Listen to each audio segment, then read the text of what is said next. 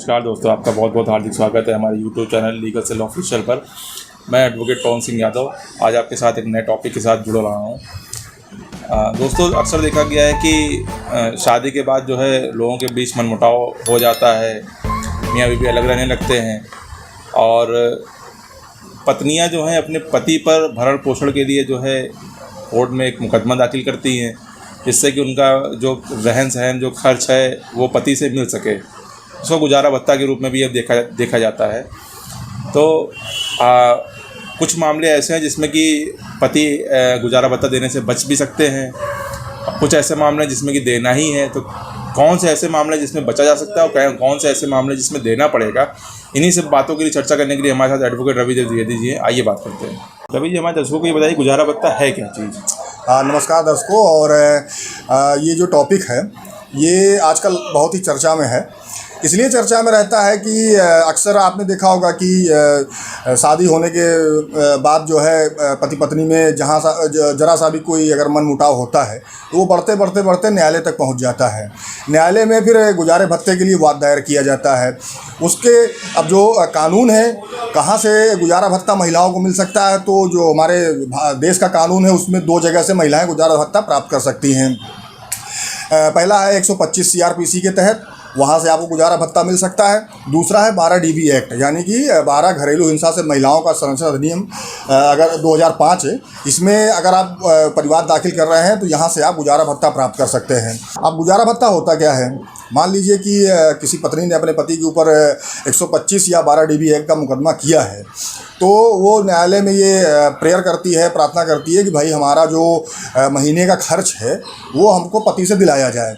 तो न्यायालय जो है सारी चीज़ें देखती है, चाहे वो 125 का हो, चाहे वो 12 DB एक्ट का हो। न्यायालय सारी चीज़ें देखती है। अगर न्यायालय को लगता है कि हाँ, महीने का जो खर्च है, जो एक महिला के जो प्रतिदिन के खर्चे हैं, वो सारी चीज़ें न्यायालय देखती है और उसके बाद कुछ पैसे जो है पति को आदेशित करती है कि आप इनको यानी कि आप पत्नी को हर महीने इतना पैसा खर्चे के लिए देंगे। इसको ही हम लोग गुजारा भत्ता कहते हैं, कि जिससे कि महिलाओं का डेली का अपना जीवन यापन हो सके। तो रवि जी, ये बताइए, जो महिला कोर्ट आती है गुजारा भत्ता पाने के लिए, तो क्या कोर्ट अपने हिसाब से ही गुजारा भत्ता की राशि से तय कर देती है या पति की तनख्वाह या आमदनी के हिसाब से तय करती है?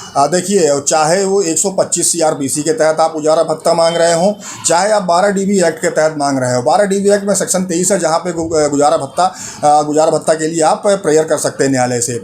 अब इसमें कई चीज़ें हैं। पहले तो अब एक नियम आ गया है कि जब भी आप गुजारे भत्ते के लिए कोई मुकदमा करेंगे, चाहे वो 125 CRPC हो, चाहे वो 12 DB एक्ट हो, तो उसमें ऑनरेबल सुप्रीम कोर्ट की एक गाइडलाइन आई है, एक नेहा बनाम रजनेश के नाम से। ये सुप्रीम कोर्ट में ये केस गया था, जहाँ से इस केस में कुछ गाइडलाइंस आई हैं कि गुजारा भत्ता देने के लिए क्या क्या चीज़ें आपको न्यायालय के समक्ष देनी पड़ेगी।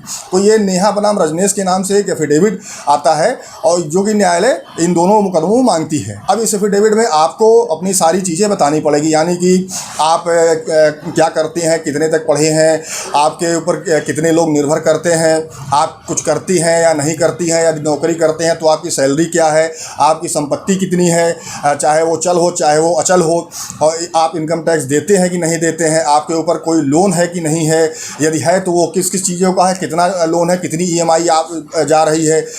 ये सारी चीज़ें हैं जो कि आपको उस एफिडेविट में बताना पड़ता है, यानी कि वो पति और पत्नी दोनों को ये एफिडेविट देना पड़ता है। उस एफिडेविट देने के बाद न्यायालय ये देखती है कि दोनों लोगों में किसकी क्या इनकम है, कैसे है। अब जैसे मान लीजिए कि पत्नी अगर जॉब कर रही है या पति अगर जॉब कर रहा है, तो वो सारी चीज़ें आपको उस नेहा बनाम रजनेश एफिडेविट में बतानी पड़ेगी। आप उसमें कोई चीज़ छुपा नहीं सकते हैं। यदि आप कोई चीज़ उस एफिडेविट में छुपाते हैं और भविष्य में कभी ये जानकारी न्यायालय के समक्ष आ जाती है कि भाई आपने नेहा बनाम रजनेश का जो एफिडेविट दाखिल किया था उसमें ये जानकारी आपने छुपाई है, तो तथ्य छुपाने के अपराध में आपके ऊपर न्यायालय मुकदमा भी कर सकती है। ऐसी स्थिति में जब भी आप ये एफिडेविट दाखिल करें तो कोई भी चीज़ ना छुपाएं, सारी चीज़ों को आप बता कर आएँ।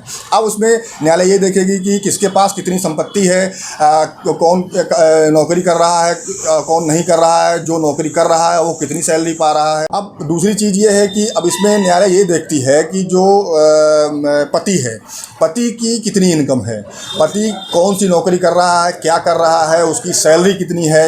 लेकिन ये सैलरी आपको बतानी पड़ेगी, आपको कागज़ से प्रूफ करना पड़ेगा कि भाई हमारे पति की सैलरी इतनी है।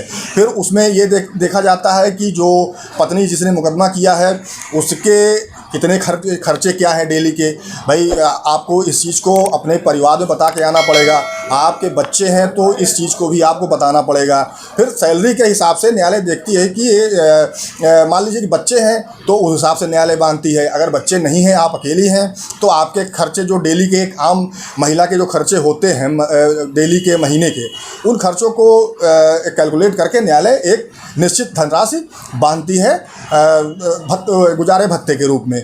तो न्यायालय जब भी गुजारा भत्ता देती है तो इसमें पति की आय सबसे महत्वपूर्ण होती है।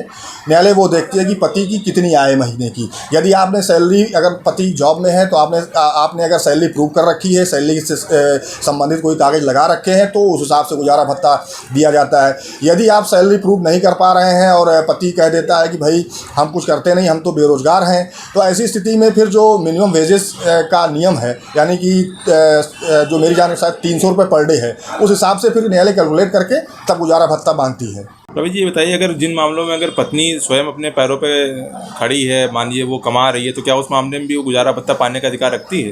देखिए, यदि पत्नी जॉब में है और उसकी सैलरी, सैलरी भी देखी जाएगी कि सैलरी कितनी है। अगर ठीक ठाक सैलरी है और वो अपने सारे खर्चे उठा सकती है, अगर उसके बच्चे हैं तो बच्चे को खर्चा उठा सकती है, तो ऐसी स्थिति में गुजारा भत्ता पाने के हकदार वो नहीं है। दोस्तों, उम्मीद करते हैं कि आज जो वीडियो में हमने जानकारी आपको दी वो समझ में आई होगी। इस तरीके की वीडियो आप तक पहुंचती रहे, इसलिए हमारे चैनल को सब्सक्राइब करें, वीडियो को लाइक करें, और अगर आपके मन में किसी प्रकार का प्रश्न है तो कमेंट के माध्यम से आप हमसे पूछ सकते हैं। जय हिंद।